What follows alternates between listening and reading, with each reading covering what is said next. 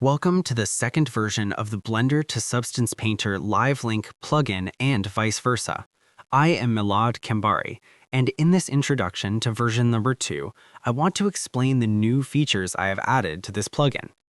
I have made a series of changes in the backend, which help you work more easily on heavy projects, and even if your textures are heavy, it will no longer crash in complex projects, whether in Substance Painter or in Blender. However, I have added a few other features that I believe could be very attractive and very practical for you.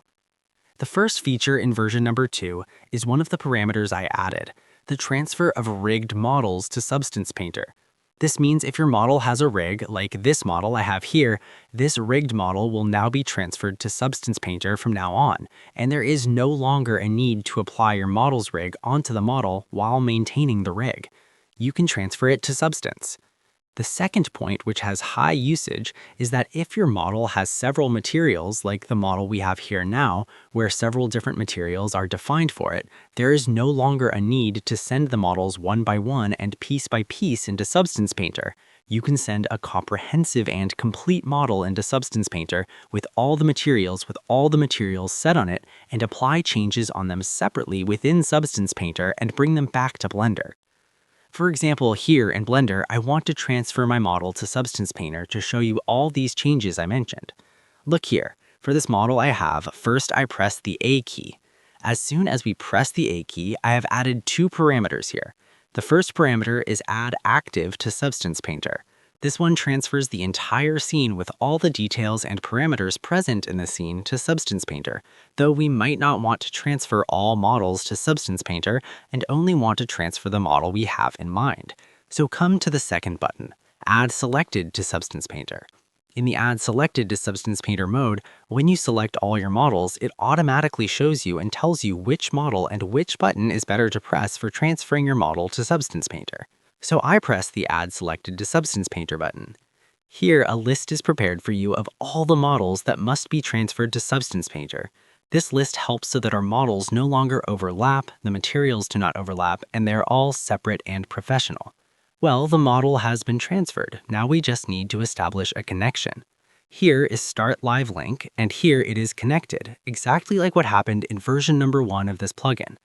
The first time you want to work on a scene, after you have taken the export, come to the bottom section, Open Sync Folder. Here, in the Mesh section, drag the model that has been exported for us and bring it into Substance Painter and press OK. See, the model was transferred for us with all the texture set settings and texture set lists it has, meaning all texture set lists were transferred here for us and we can now work on them separately. I will show you. Look here.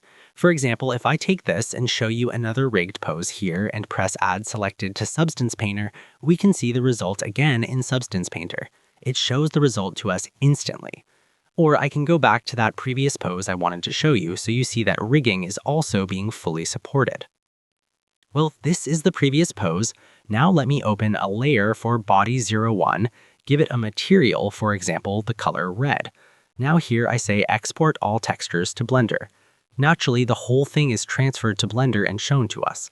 But this is the mode that was Export all selected. We have another mode, other modes as well, like the automatic mode, which I want to explain to you further on. Let's select another one of the materials too. For example, this material, and set its color to green. Let's create a layer and set our material color to blue, for example. The material color is blue, and let's press Export all textures to Blender. There is one point.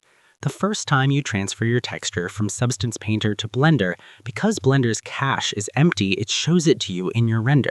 But if it's the second time or subsequent times you transfer the texture from Substance Painter to Blender and it doesn't show it in the render, go back once to other windows besides the render, meaning stop your render once and take the render again. Then it will show it to you in the render and in the render viewport as well. Generally, in all states in the viewport and other modes like viewport shading, it shows it to you completely. It is only in the render mode that it shows it to you the first time. That is because of the software structure itself.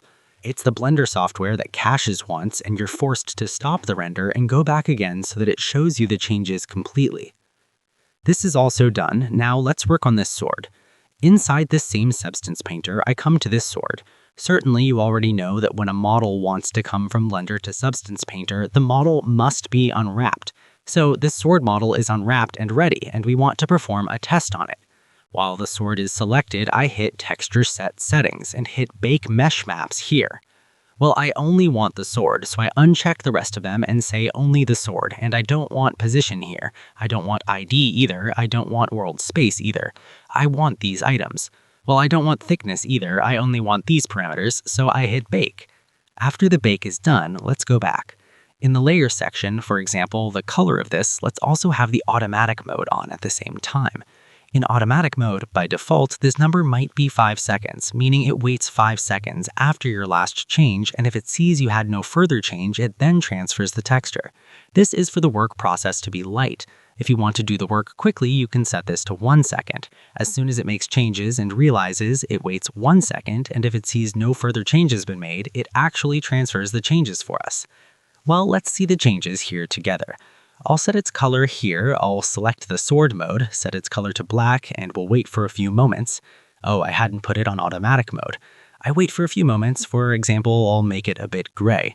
Once you wait 1 second, the changes themselves are transferred to Blender, and you can increase this number for management, meaning it transfers the texture 5 seconds after your change.